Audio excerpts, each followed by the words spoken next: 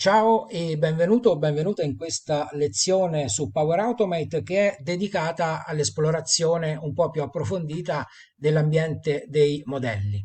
In Power Automate troviamo i modelli in senso stretto, che sono quelli che stai vedendo, e sono dei modelli dove ci sono dei trigger che attivano dei flussi, quindi qui è già tutto strutturato e se uno di questi facesse esattamente al caso nostro, dovremmo andare subito ad utilizzarlo cliccandoci e ovviamente personalizzandolo con i parametri del nostro account Office 365. Dopo ne apriremo qualcuno e vedremo di cosa si tratta.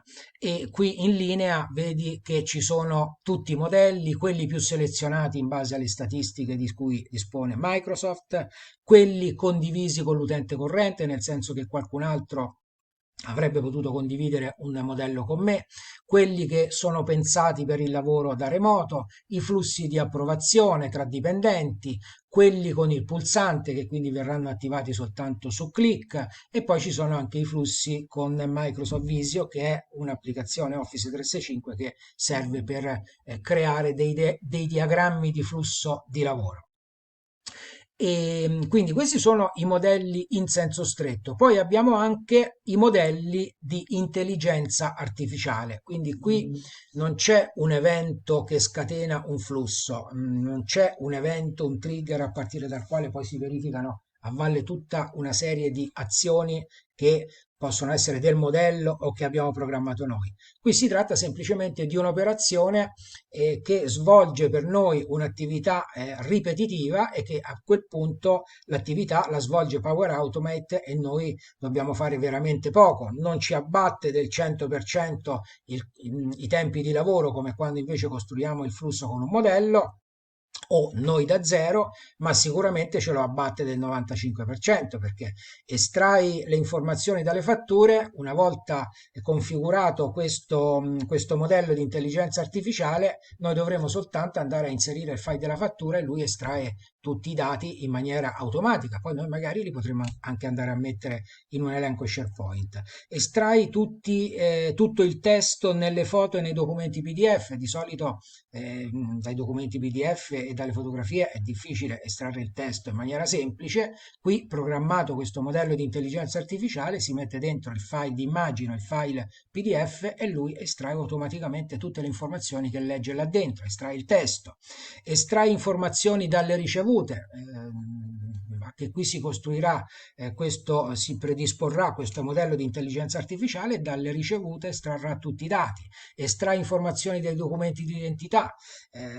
Penso a quelle aziende che lavorano tantissimo con i dati di altre persone, per esempio le aziende che organizzano corsi di formazione, eventi congressuali, a cui arrivano tantissime informazioni su dati anagrafici, a volte arriva anche un semplice documento, una volta configurato questo modello basta mettere dentro il documento e lui estrarrà tutti i dati. Estrai informazioni dai biglietti da visita, ecco questo è pensato per i biglietti da visita. Ma dicendo che noi ci vogliamo occupare essenzialmente di questi modelli, perché sono quelli che veramente fanno la differenza all'interno dell'azienda, perché una volta costruiti ci abbatteranno del 100% i tempi di lavoro e poi una volta imparato a costruire qualcuno di questi modelli, poi la tecnica è sempre la stessa. Quindi io ti farò vedere la costruzione di alcuni flussi in Power Automate e poi tu potrai costruirne tutti quelli che vuoi perché la tecnica è sempre la stessa anche per andare a utilizzare questi modelli di intelligenza artificiale. Vediamo un modello, anzi ce ne basta uno senza andarne a vedere tanti e ad annoiarti perché quello che è importante capire è il concetto. Quindi qui si tratta di un modello e Power Automate, quindi non siamo partiti noi da zero con la costruzione del flusso a dire fai in modo che l'evento parta da SharePoint, che si modifichi per esempio una lista SharePoint o si aggiunga una riga a quella lista e poi fa verificare tutta una serie di cose. Qui è Power Automate che già ci propone un modello e dice se ti va bene questo modello già lo puoi utilizzare. Per esempio questo crea un'attività in Planner basata su un evento del calendario di Outlook. In Outlook quindi si possono, io l'ho aperto per far vedere, in Outlook si possono creare degli eventi, Quindi io qui posso andare a strutturare questo evento, dare la data, l'ora di inizio, l'ora di fine e invitare i partecipanti. Quindi qui già mi si apre tutta la lista di coloro che fanno parte dell'organizzazione e posso andare a invitare questi partecipanti a questo evento.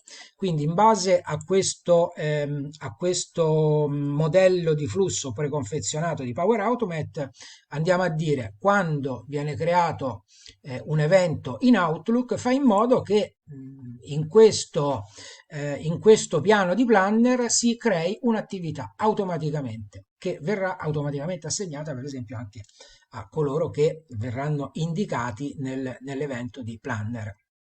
Quindi apriamo questo modello, è molto semplice, ci clicco, lui già mi fa vedere che qui le applicazioni che vanno ad interagire sono Outlook e Planner, continua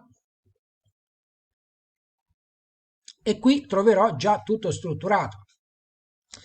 Ovviamente io dovrò andare a specificare, quindi se mi vanno bene tutte queste cose siamo già a posto, io dovrò andare a specificare da quale calendario, io come vedi qui ho tanti calendari in base anche ai team e ai piani di planner che ho costruito, ma gli posso dire il calendario generale, il calendario che ho fatto per esempio sul team riguardo alla commercializzazione dei vini toscani in America, al piano di ricerca degli studenti sulle battaglie della seconda guerra mondiale. Supponiamo che voglia prendere questo.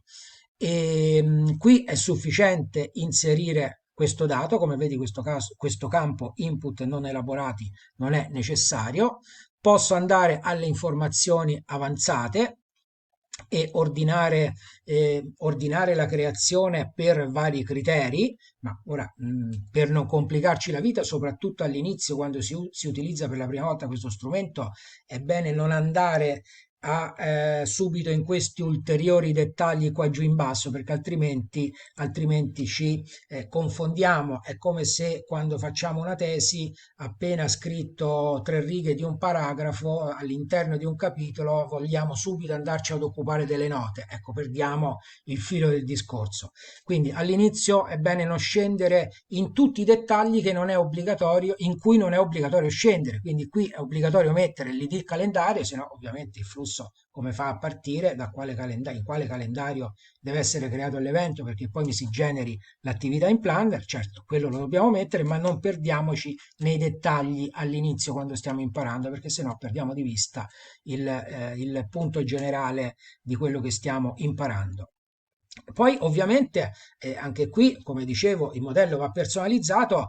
Lui cosa ci dice Power Automate? Ho già creato questo modello per te. Tu qui mi devi indicare solo il calendario di Outlook dove vuoi che si generi l'evento che fa partire il flusso e io gliel'ho indicato.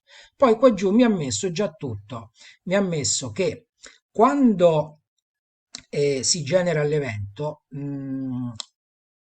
Planner dovrà prendere alcuni output, cioè alcuni risultati che si verificano in Outlook, cioè dovrà prendere l'oggetto della mail e quindi lo pescherà automaticamente.